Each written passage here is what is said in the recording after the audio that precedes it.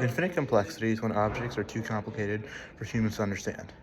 The iterative formula is a method or equation that we use to derive a value of an equation by applying a set of operations, and then we can comprehend this complexity. We do this by deriving values, by applying the operations to the previous value to inherit your new value. This could also be thought of as like a recursive formula. The Mandelbrot set is based on the recursive formula Zn plus 1 equals Zn squared plus C, where the pronumerals are all represent complex numbers. The Mandelbrot set is a set of point C on the Argand plane such that z to the power 0 equals 0, and z to the power n remains bounded, does not go off to infinity, no matter how large n gets.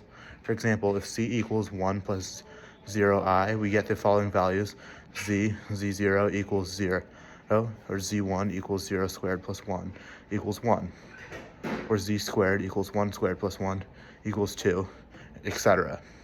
If z equals negative 1, we get 0, z to the power 0 equals 0, z to the power 1 equals 0 squared minus 1 equals negative 1, or z squared equals negative 1 squared minus 1, which also equals 0, etc.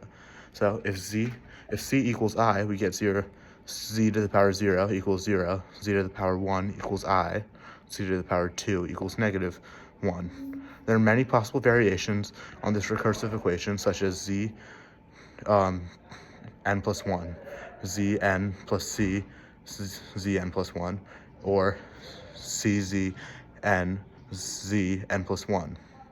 For some of these, it will be easy to predict which values of c will get bounded results. Others will be more challenging, perhaps we should say interesting.